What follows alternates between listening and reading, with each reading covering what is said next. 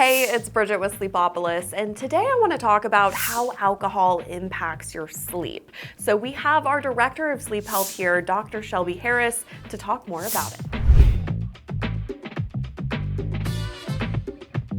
Alcohol is well known as a sleep disruptor. Why is that? Alcohol is the tricky one. So the problem with alcohol is that it relaxes us, right? So a lot of people will have a drink or two at night, or they start using it as a sleep aid.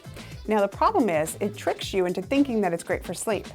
It's great to fall asleep with, but you're falling asleep, and for what? To have poor quality sleep? That's what the alcohol does. So it wears off pretty quick. And then when it wears off, it actually messes with the quality of sleep that you have. Some people have very light sleep.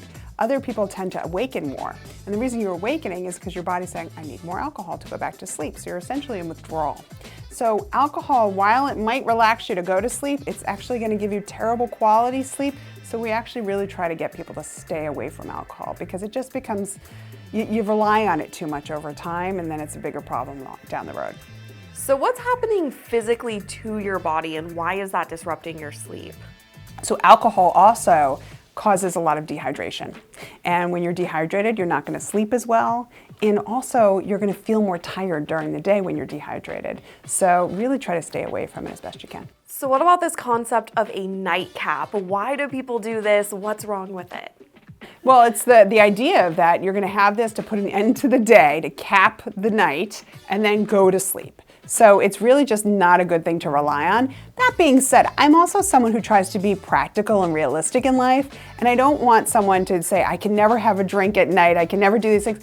If you're going to go out and you're going to see a friend and you're going to have a glass of wine once in a while, just accept that your sleep might not be that great that night and then move on. But don't rely on it. Don't make it the routine for sleep. It's really not going to help you in the long run.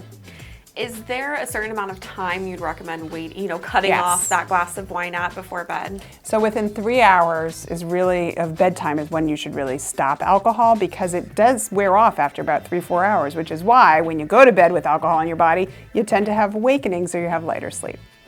All right, thank you all for joining us. I hope you found this helpful. If you want to learn anything else about sleep and alcohol, just click the link in the description below. Also, head over to sleepopolis.com for more sleep health information.